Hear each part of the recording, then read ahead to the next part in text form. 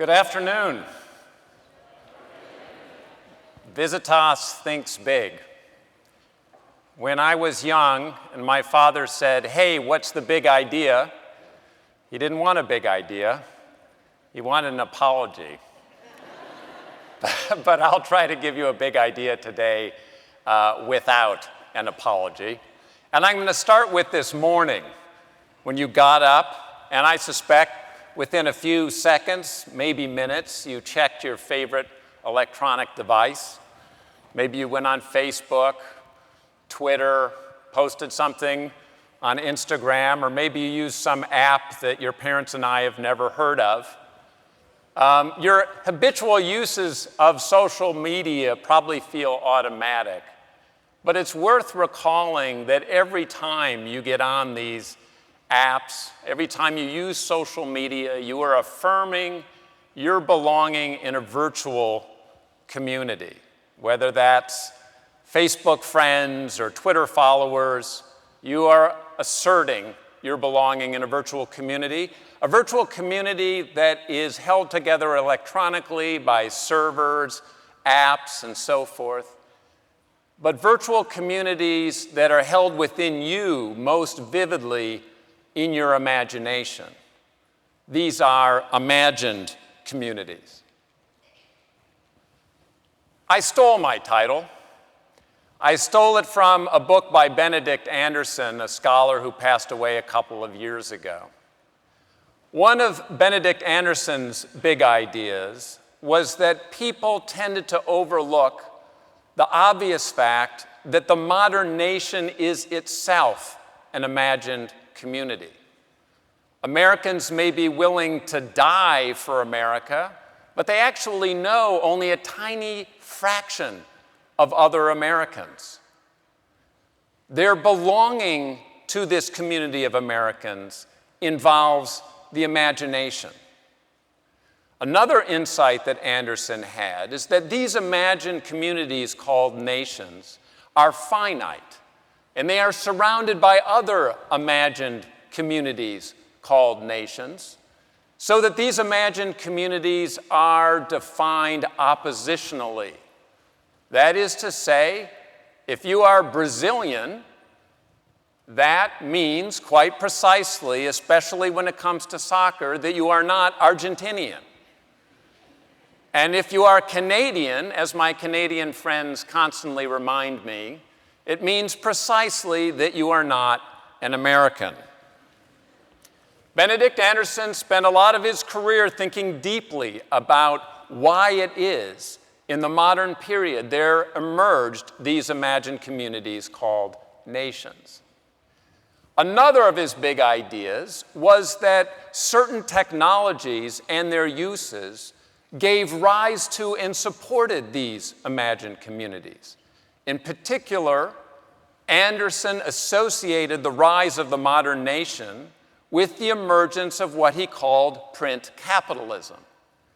When people in the 19th or 20th century sat down to read the morning paper, that act may have seemed very solitary and private, but in fact, that act asserted a belonging to an imagined community of people who were doing the same thing that morning, reading the paper, digesting matters of common concern. And with this synchrony, an imagined community formed. And what Anderson argued is that without this capacity through print to disseminate this news so readily across a nation, the modern nation state would not have emerged. One corollary of this insight is that these nation states are bound linguistically. There are German newspapers, there are Portuguese newspapers, there are newspapers in Mandarin, right?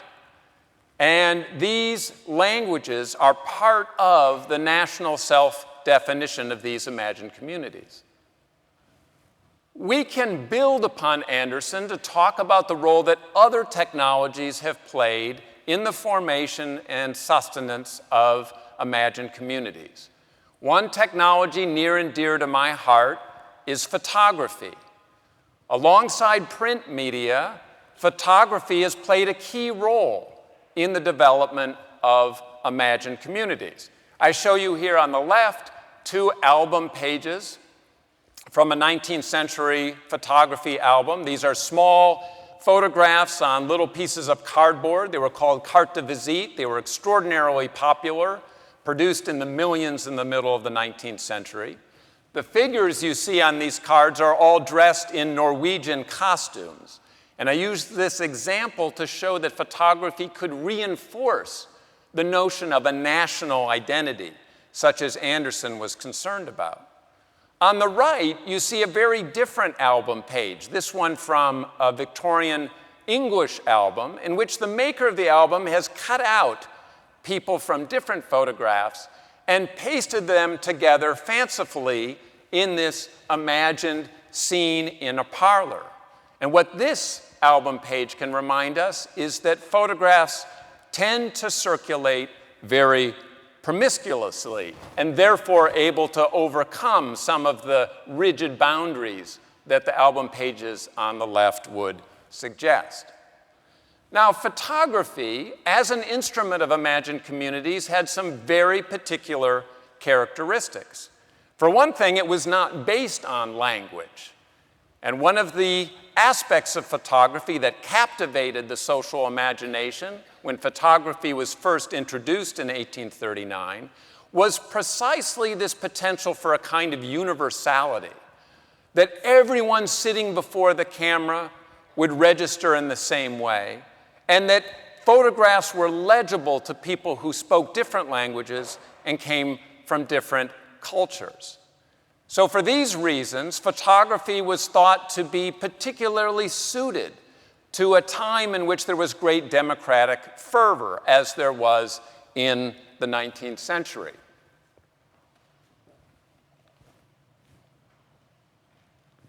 Here we go.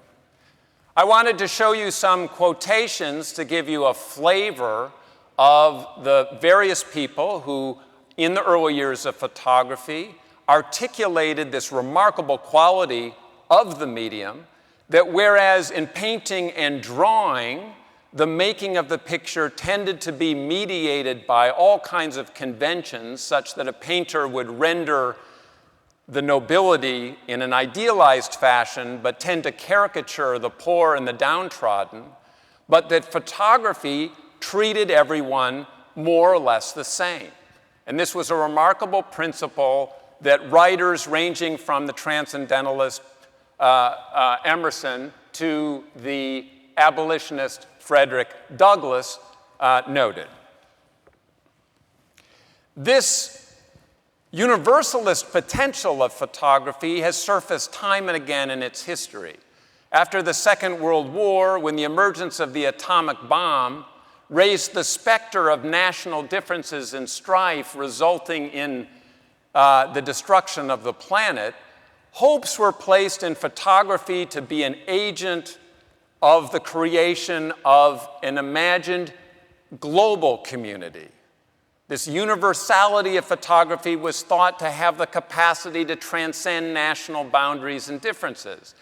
And in 1955, Edward Steichen, a curator at the Museum of Modern Art, put on a very famous show called The Family of Man, in which he tried to make a case that we are bonded across cultures and across these differences by certain universals of human culture, whether that be eating together or dancing or singing. And it's crucial that for Steichen, photography was the medium that would convey that universalism, because it itself was a universal medium. Now, the problem is that technologies rarely fulfill their utopian potential, and the same is true of photography. Although many writers and curators and thinkers have noted the possibility that photography could bond people in this fashion, in point of fact, photography has been used time and again to create imagined communities that are based on difference, subjugation, right, and subordination. So to just give you 3 examples, on the left, this is an early mugshot from the late 19th century to remind us that an imagined community of law-abiding citizens has been generated against those who are considered outlaws. Or the middle photograph, a long-duration photograph showing the motion of a worker to be used to try to increase the mechanical efficiency of workers on the assembly line, defining an imagined community of managers who would define themselves against a working class. Or on the right, a photograph that can remind us of the complicity of photography